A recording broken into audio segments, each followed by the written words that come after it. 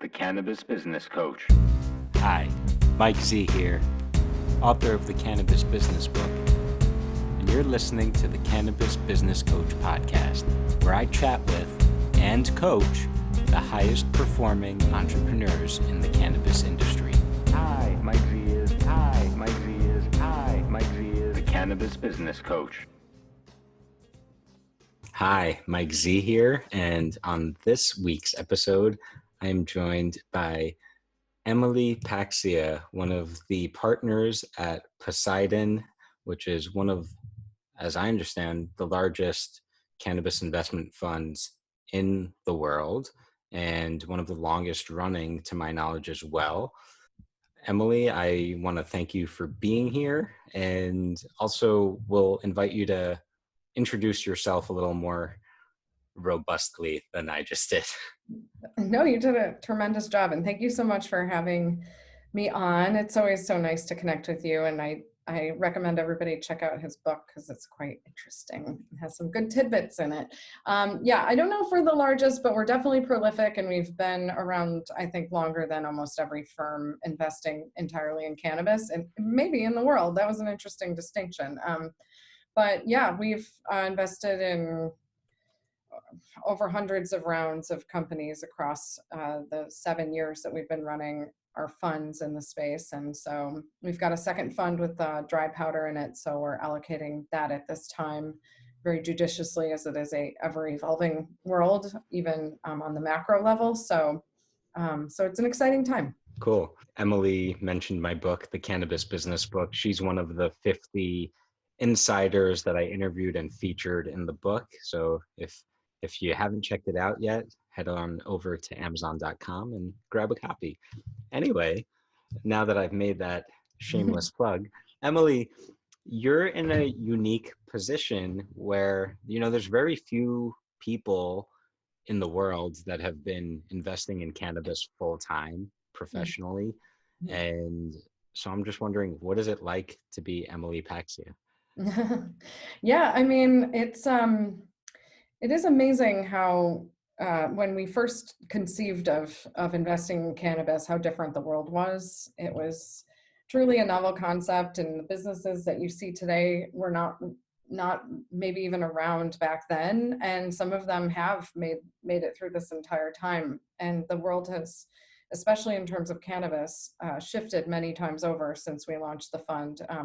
When we launched, we were opening our doors to new outside capital the same day that Colorado opened its adult use market. And along the duration of being an investor in cannabis, I feel like there have been several events that have felt like I've watched history being made in that moment. And I remember the lines out the door in the Colorado market. It was freezing cold. People were lining up to buy cannabis. I remember the first day the markets opened and the stocks were just ripping out of control. And Morgan was navigating through that as the part of the team that really manages the public portfolio. And I remember all of the friction points along the way of getting our operating teams in place, like our administrators and our auditors. And,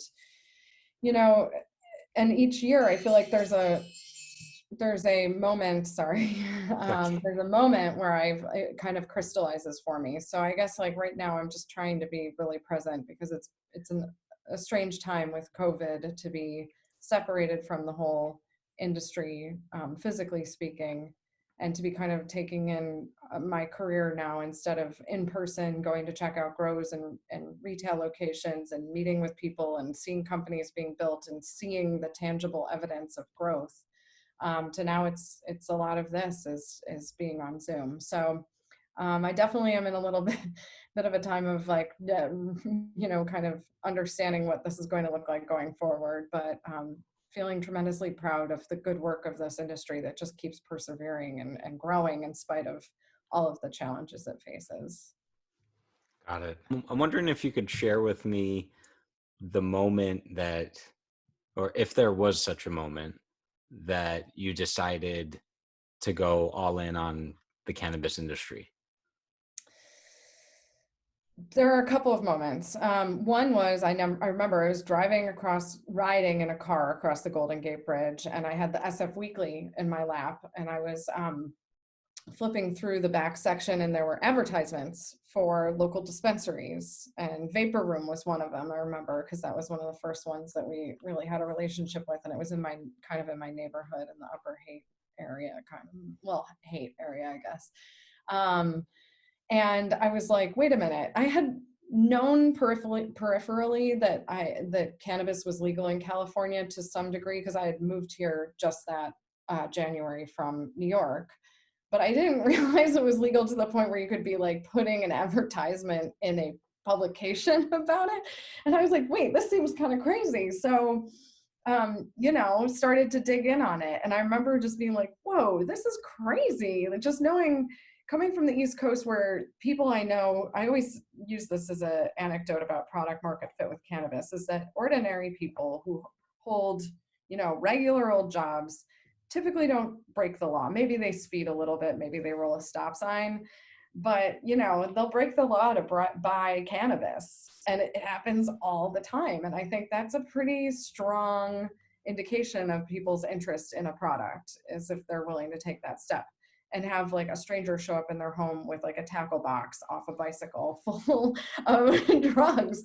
So it's like one of those things where I was like, okay, wait, so now there are stores where people can walk into. And so got a medical card and went to Apothecarium, actually was the first store I went to in San Francisco's gorgeous store. It looked like a boutique hotel lobby, and bought cannabis. And it was like the coolest thing. And the products were very lo-fi, I would say, like in, baggies with business cards stapled to them, but it was in this like beautiful retail location. And I just kind of shifted everything. And so I remember where I was standing when I called my brother, and I was like, there's something happening here. Oh, and I saw people in lines outside of dispensaries. And as a person who used to consult on different retail areas of broader retail, like fashion or electronics, I knew that brick and mortar was not actually a flourishing piece of commerce at this point. Things had very much shifted to online and e-commerce.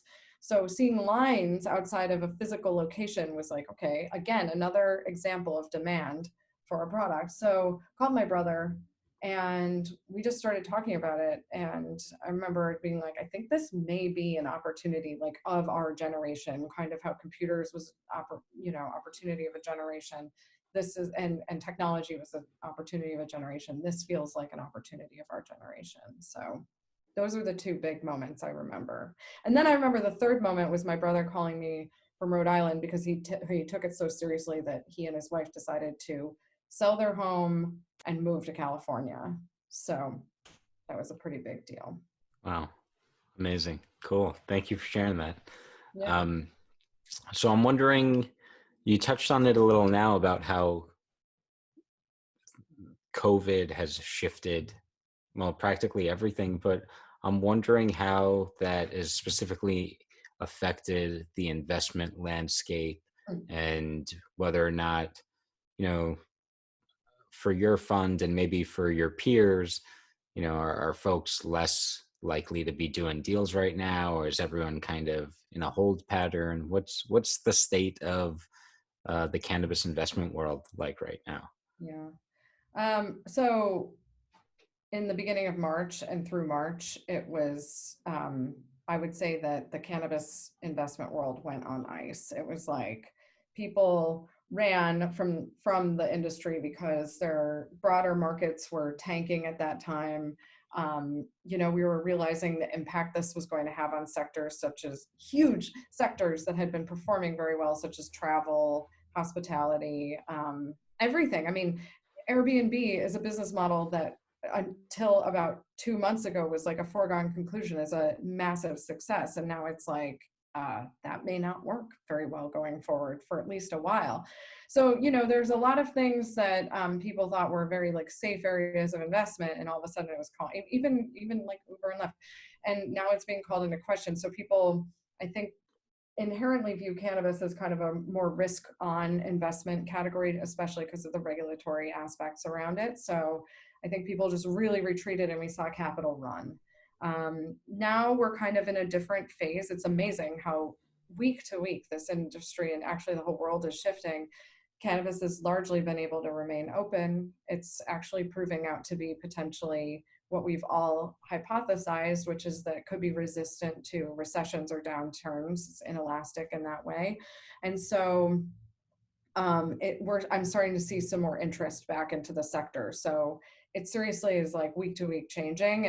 And then we've had such catalyst events as like a GTI reported a really strong first quarter in the public market, same with like Trulieve and Curaleaf. And I think that was another thing that before COVID, some of the viabilities of these businesses had been called into question because a lot of the Canadian LPs had been missing on their projections, just quarter after quarter after quarter, and writing down.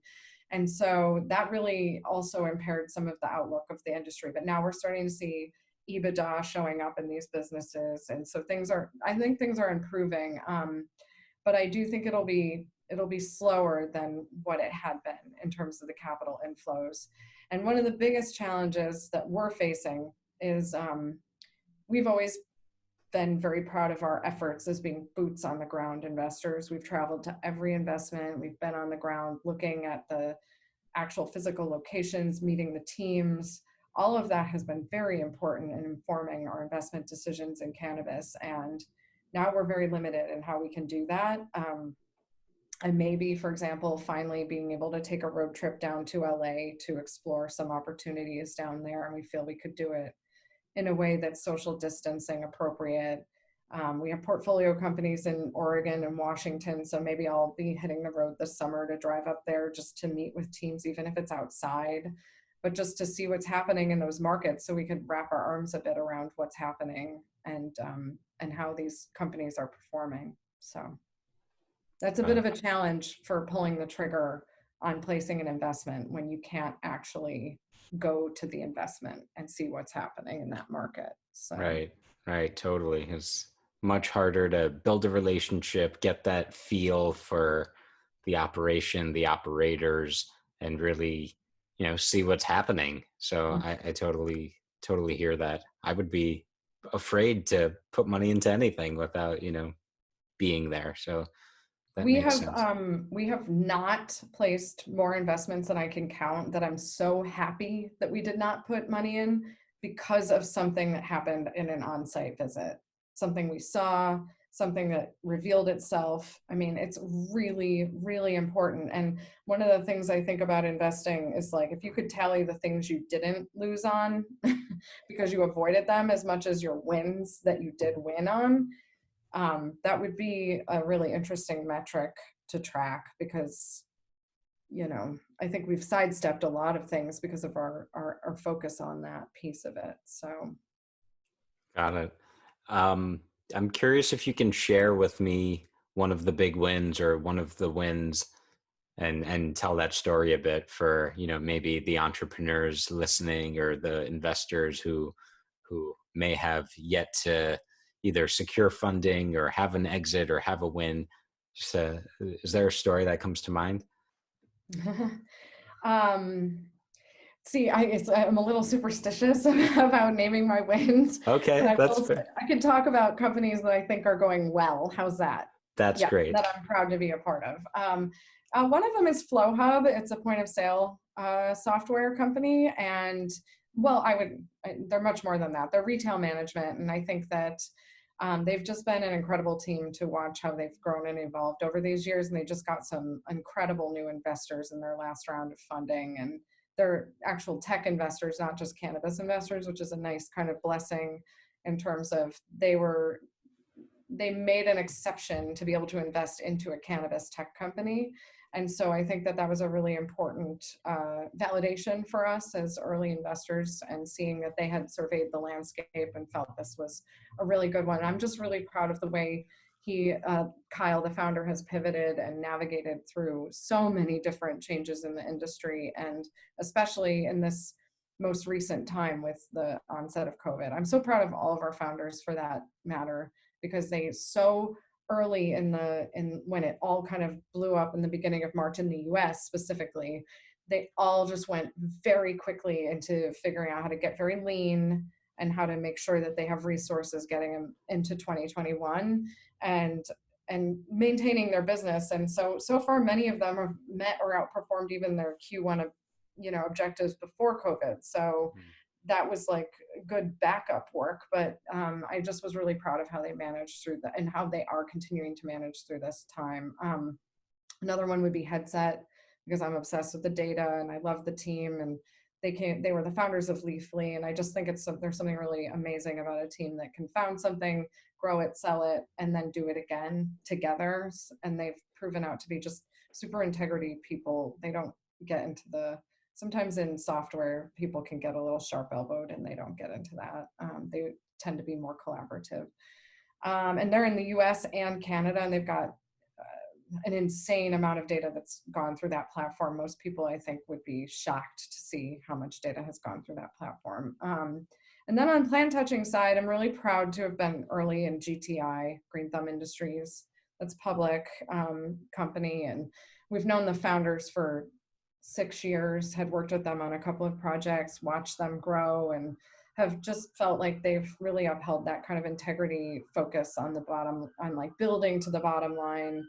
And to that same extent, Ascend Wellness Holdings is another one that super proud of. They're a private MSO, and I think they've just been exceptional in how quickly they've ramped and what they've achieved. And then one more that's kind of a cool one is an industrial hemp processing company that is processing things for more like plastics, textiles.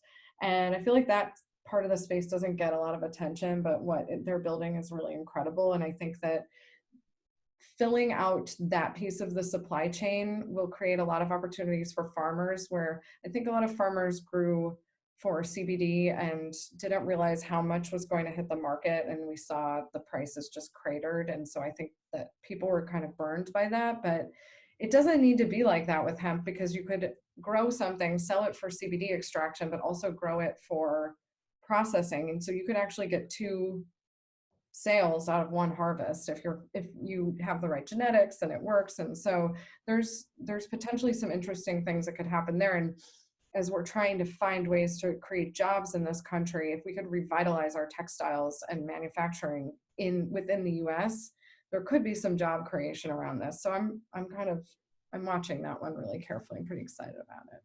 Awesome. Yeah, I love that space personally. I always tell people to look into that, because I'm a big believer of hemp as a regenerative resource that can do so much, not only for the environment, but for our economy, and just, but more so for the planet. I really care a lot more about the planet. But and shout out to Cy Scott, CEO, founder of Headset. Great guy. Yeah.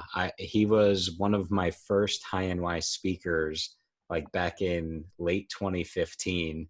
And that was actually, it's funny. I'll tell a quick story. That was one of the moments for me when I decided to really go all in, because I was like, whoa, if I can get, this guy who was then the CEO of Leafly to fly out to New York to educate people about the cannabis industry, and people are going to pay to come see this, like, there's something here for me.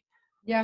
And because to me, he was like, a big deal, a really big deal at the time. And he's just the nicest, like most humble, like down to earth guy. So shout out to Cy Scott. We got to get you on the podcast soon. Anyway, I know it's funny you say that, because I remember the first time I had an intake call with him for a Headset, and I was like, whoa, this is cool. He's kind of like a OG tech celebrity of cannabis. Right. So it was neat to get to know him. Yeah, he's a really good person, and same with his team. They're amazing. He's one of the few people that's had a successful exit as an entrepreneur of a cannabis tech company. So it's definitely a cannabis tech OG. We'll give him that for sure. Let's see, what's can I ask you? Oh yes, this is one of my favorite questions, which is, to succeed in anything, let alone as something as competitive and I would say, new, unprecedented as cannabis investing, you've got to have some skills and some strengths. And so I'm wondering, what is your superpower? What is your, what is the differentiator or key strength or skill that allows you, Emily, to succeed? Mm, good question. Uh, I think one of the things that has helped me is it's interesting. I think it's to be a good listener. I try to be a good listener, because sometimes as a female in the room, I'm often the only female in many, many rooms. And so a lot of times I'm actually not the first, third, or fifth person to speak at a table. And I think a lot of people underestimate how valuable it is to sit and listen to everything that is being said. Not so you can mimic it or mirror it or whatever. It's because a lot of information will flow at you if you are just quiet and take it in. And so I feel as though that has actually been a very helpful mechanism for me to get get to something maybe quicker than someone else, because I actually sat there and listened instead of listening to myself talk. And so I don't know. I think I think it's an undervalued skill to be a really active listener, and not just to listen to the actual words that are being said, but the subtext of what's being said. So that's been really, really helpful for me. I think uh, another superpower, and I don't necessarily think it's anything other than, like, my mother always said my name means industrious. And so I'm just a really hard worker. I work so hard and I'll not give up until I feel that I've done the very best I could on something. And I feel like that, coupled with the passion I have for actually building something, like, I'm definitely in this for money. I mean, that would be stupid to say I'm not, but I'm very much in this for money. It's what I think many of us are in this for. But I'm a believer that if you build something, the money is a byproduct of that. So just a big believer in working incredibly hard and actually building things for the long run. And for a while, it felt like that was a strategy that was kind of being overlooked by the industry, because there was a lot of froth and a lot of hype, and it seemed like money was flowing to people that I was mystified by, because I just thought it was so transparent what they were doing and how they were approaching it and how they underestimated the intelligence of other people at the table. But it feels like in this new wave of where we are with cannabis, it feels like I'm seeing the separation of true integrity, real fundamentally focused operators from the hype machine. And so now I feel like it's the time for the people who are really focused on building, and it's really paying dividends. So yeah. Awesome. I don't know. Is that are those superpowers? I don't know. It just feels like it's hard work, and I'm gonna work hard. I think they're superpowers. Yeah. And I'm curious, so you mentioned it, and so I want to check in on, what is it like to be one of the only women or the only woman in the room, and what advice do you have for specifically women who are listening to this that may not yet be in the industry, may be considering getting into the industry, or are already in it? What advice do you have specifically for them?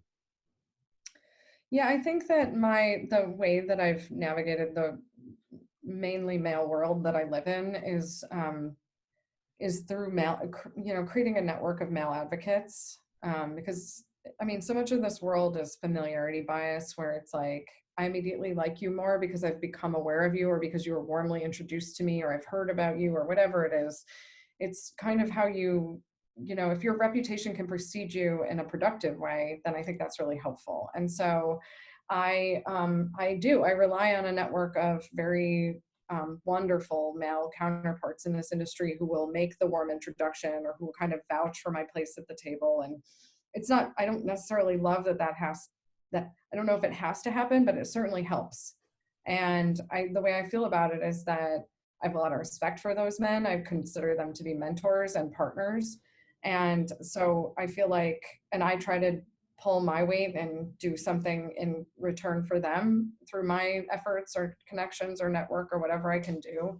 And I just think that that's one of the things that, unless the numbers change, it's one of the ways that I've found that is a great way to participate. And so I feel like very fortunate because I often do get a warm introduction into the room. And so therefore I'm already kind of starting off on a different, like a level playing field with the people at the table.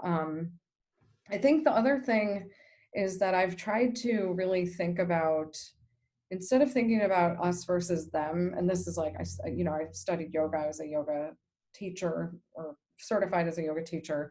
There's this concept that, we create these separations through our own perceptions of this material world, and that we're a lot more connected than we realize. And I think that I try to just view men as just the same. We're just an extension of one another, and we're all really trying to get after the same thing. So we don't have to be separate. And so I just try to put myself in someone else's position.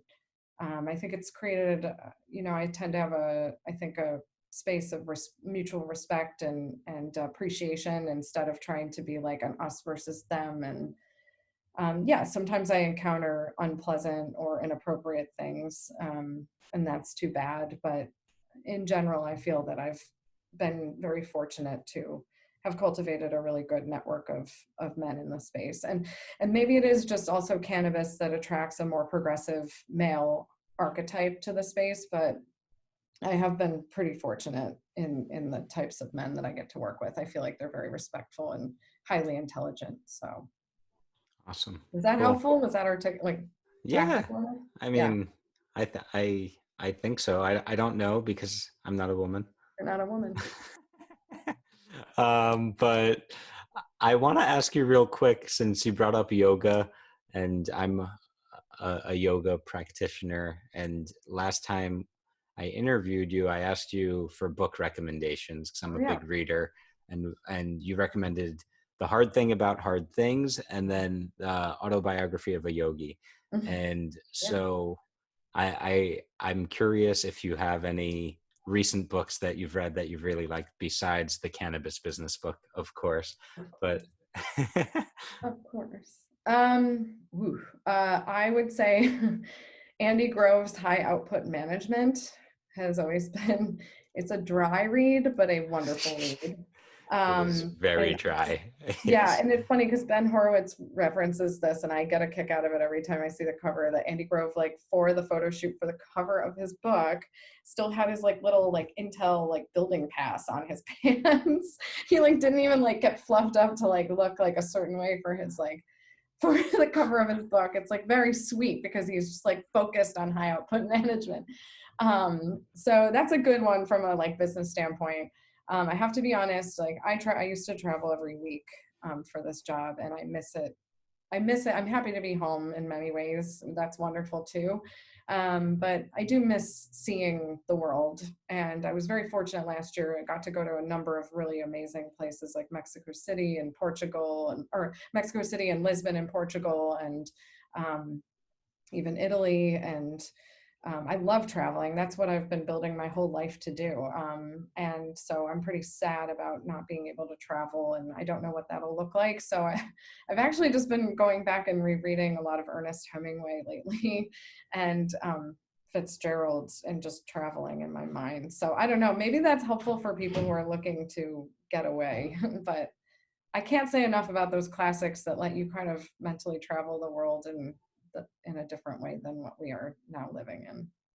Awesome. I love that. And I have one of my best friends is a fiction writer, and he's constantly kicking my ass to read more fiction because I read all these like business, whatever, coaching type books. And he's always like, you could learn everything you need from fiction. So just read more fiction, so he'll be thrilled to hear this from you.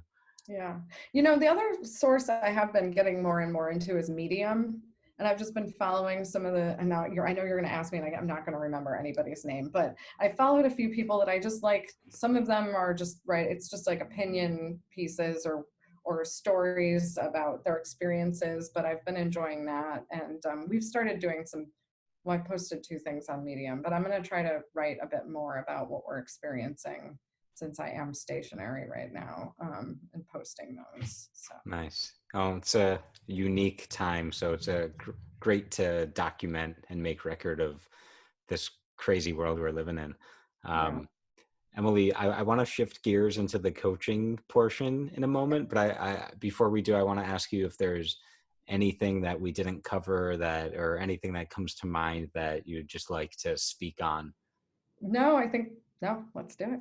All right, awesome. Well, we're going to shift into the coaching. So now my coaching hat is on, and I'm going to try to offer you some support in whatever challenge you bring me. So to kick it off, I'm just going to ask you, what is your biggest business or even non-business challenge right now? Email management.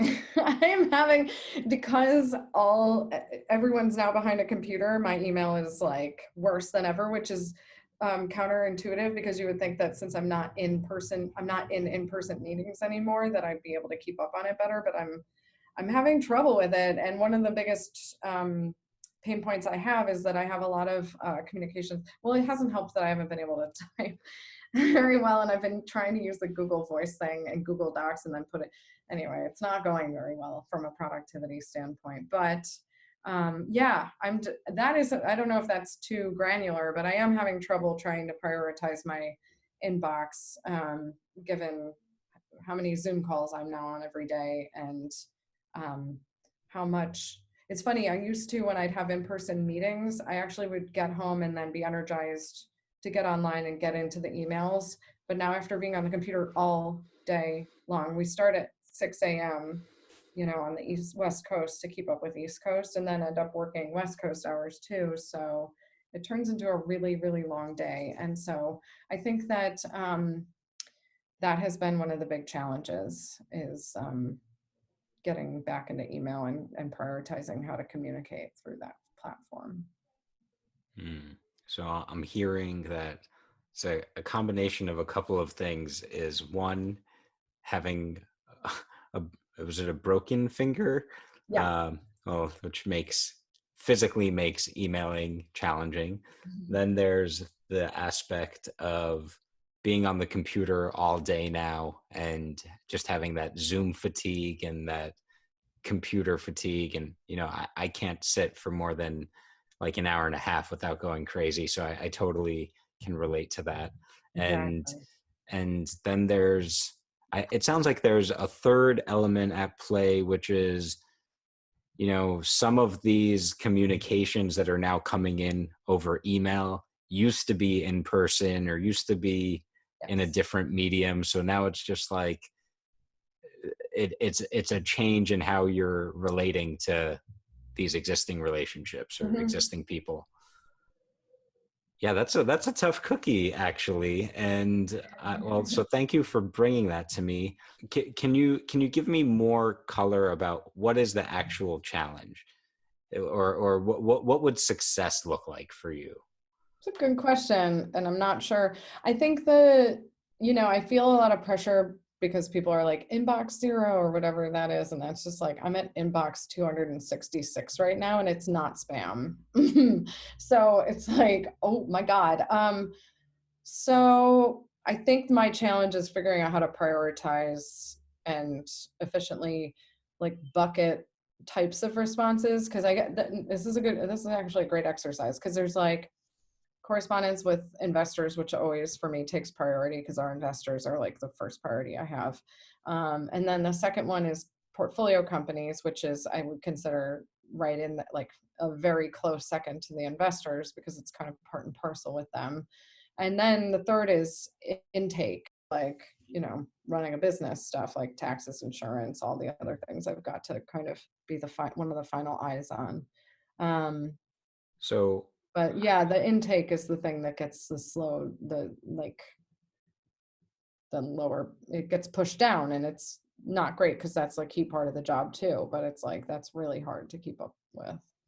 So I my internet froze, unfortunately, for like a second in the middle there when you were talking Hmm. about intake. So I Yeah. missed, I think I missed a key part of uh, you describing the intake. I heard that there was, the investors and the portfolio companies, which are top priority. And then there's intake, which can you just repeat that for me? I didn't catch what that is and what the challenge there is. Yeah, so the intake is like new companies that we're embarking on diligence with. And so trying to figure out how to get that into the priority. So it's investors, portfolio companies, business management, like insurance, taxes, all that stuff, accounting, oversight, And then and then the intake. intake. Yeah. So it's like, oh, it's a heavy load, but so I'm just trying to, I've been thinking about how to try to block out time, or if there's a way to kind of create space to be able to allocate to that a little bit better, because it is just tough, Yeah, so especially at the early stage. Yeah. I'm curious if you have a current system now, or it sounds like in the past you had a little bit of a routine, at least of towards the end of the day, getting to it after the meetings and whatever. And I imagine now it's probably like you're at the computer all day, stuff is coming in all day, some of it you're getting to right away, some you're watching it pile up, there's like that whole thing. So I'm curious if you have a system right now. No, because it's just her. I feel like my schedule has as chaotic as my schedule used to be. I inherently had a few hours a week on an airplane, as well as when I got home from the meetings. And because I had not been in front of the computer, you're absolutely right. I had a system. Now my system is just chaos because it's just all day long I'm on Zoom with meetings. And like tomorrow, I have a 4-hour board meeting on Zoom. I Oh, had one last week. And it's so sad because I loved being in person for those board meetings, but now they're on Zoom. And so some people might think, oh, well, you're in front of the computer, but I try to be very focused and focus on the person I'm with or the people I'm with when I'm on Zoom, because why have the meeting if you're not paying attention? So, but yet then I finish, yesterday was like 7 hours, I think, of online like calls, whether it's Zoom or whatever platform. And then I'm like, I cannot look at my computer for one more minute and sit and do these emails. It's just, so maybe I need to just carve out sections of time now during the day for email.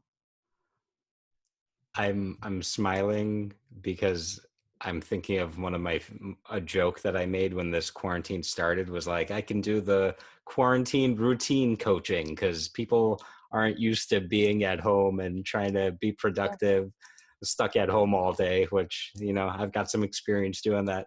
But so I'm a little like amused by that. And another joke I'll offer, which when I think about getting to inbox zero, what comes up for me is, I could just start a new email address and then I'll be at zero. I won't give it to anyone, and then I'm at zero. Yeah.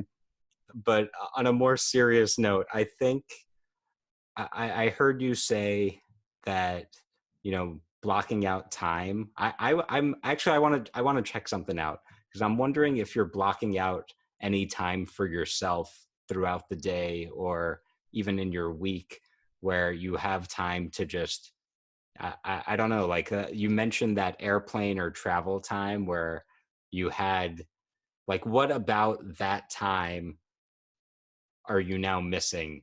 Or is there something missing now that you're not blocking out time for? No, it's true. Yeah, I think the airplane time was like inherently like I couldn't take calls or meetings while on the airplane. And so there were two things that always happened on airplanes, which was I can just listen to music and think about everything, processing and reflecting on meetings I either just had or I'm going to be on my way to having, while you're in that takeoff and landing time, right? So that's like maybe an hour of every flight is you could count that time before you can get online on your computer. And then I would get online on my computer and work for the whole flight, which was always just absolutely just email catch up. Or, I do a lot of the writing for our commentary for our investors. So a lot of writing, but all of that being writing. Now I have, I'm realizing this is very helpful. I never block out time just to do those things. I'm always trying to find time. If a Zoom call ends early or whatever, a call ends early, then I'm like, okay, I'm immediately back into it. But it's not a very structured situation, which I realized I wasn't necessarily structured before. It was that the way my life was created those structures. So now I'm going to be in that position where I have to make a structure around it. Because I think now that we're having this conversation, I too was like, I'm in front of the computer, so why am I not keeping up with email? And now I'm realizing through this conversation that it's because I'm not carving out the time for it versus being on calls. Got it. Very interesting point. I want to check one other thing because I'm curious if, it sounds like there was a lot of movement structured into your life. Yeah. With the travel, and all that stuff. And I'm wondering, the same way it's easy to not bring these kind of, I'll call it like a unconscious structure that existed in the pre-COVID world. It's easy to leave that behind. I'm wondering if there's anything else that hasn't come forward with you into this new structure and new routine that would be good for you to bring in. Anything that would be good from a... No, I mean, I think the other thing that I just realized was that period of time of just not being able of listening to music and just thinking about like high level about whatever it is that I was, going to or coming from. And I think that's something else that was a part of my pre-COVID life that's not a part of this one. I do, exercising has been a priority during this time. And I do try to take a walk every evening before dinner in addition to that, just to like try to have that. But sometimes it's just not like, I don't think I get enough reflecting during those times. So. Got it. So in that case, I want to invite you to make some kind of commitment to schedule that airplane mode time for yourself. What might that look like for you? I think maybe I just have to have a more purpose-driven aspect to maybe that, because that afternoon walk is the right time to do that, or that like evening walk is the right time to do that. That's like, I'm listening to music anyway. And so maybe it should be just a more purpose-driven kind of exercise in terms of what I'm thinking about rather than just whatever. And I think it could be more productive, but yet kind of like exploratory. So you maybe like more of an intention setting before the walk about what I'm gonna kind of think about or work through on that walk. How long is the walk in minutes? Usually like a half hour, 45 minutes. Okay, because great walking. Right, because I just wanted to check if it was close to that like hour plane time that you mentioned. Yeah. And all right, so I'm hearing that you can make the walk more intentional to have that processing and downtime, and maybe unplug during that walk. Maybe turn the phone off so you're not getting, what was that? Yes. No, you're right, because in the middle of the walk, half the time I'm getting a call, like unexpected. Hey, do you have a few minutes to talk about this? And you're sorry. No, like, yes, that happened to me yesterday. So it's a very good point. Turn the phone off. Airplane mode. Airplane mode. All right. And then good tip. My job is to draw it out of you. You have the answers. I just ask the questions. And I think this is a good I think you got a good piece here, a good scoop here. My concern is I'm not sure if we solved the email problem quite yet. And I know you have only a few minutes left, but I wonder if there's like a time that gets blocked that's just for email, or even if there's one idea that came up for me was maybe separating those different buckets of communication into different inboxes, where the portfolio and the investors, or the portfolio companies and the investors, they have direct access to something that's on your phone that you'll get to see all the time, whereas intake is only on the computer, only a certain time of day, or something like that, where you can kind of automate the prioritization so you don't have to look at it all the time. And Very good idea. so that's an idea. And there's a book, Getting Things Done, by David Allen, who's like do you know him? I'm sure you know it. No? Sounds good. Yeah. I don't know this one. Oh, really? Oh, so this is the perfect book for you, because I'm pretty sure he's like the architect, the grandfather of what became Inbox Zero. Oh. So yeah, he's got like the system of basically deciding, is this urgent, or which bucket does this go into? Is this something I need to do right now? Is this something that goes later? I don't remember the specifics of it, but he's the guy who basically is the progenitor of that. That's my Scrabble word of the day. That is a good one. That's a really good one. Okay, good. I just wrote that down. Nice. So. Awesome. All right. Well, good idea. Okay. That was a productive session, because now I have a couple of things I'm going to try out next week. Nice. I love it. That's music to my ears. And I will ask you my final question, which is, what was the MVP of the call, or the biggest insight you got from our conversation today? Good point. Good question.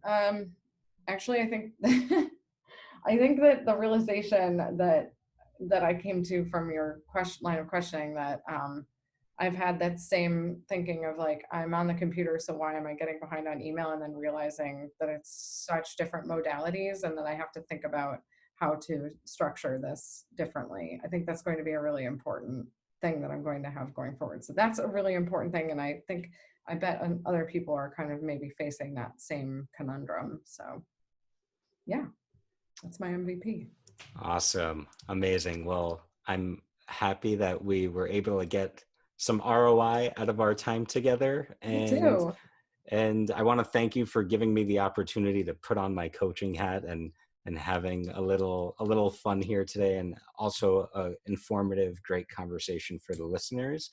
And before I let you go, I want to give you one more opportunity to share anything, or if there's anything that comes to mind, or anything that we missed or didn't cover. Just want to give you one more chance to put that out there. No, I mean, I guess I'll just share that I'm in a phase of optimism about our industry more than even ever before, maybe.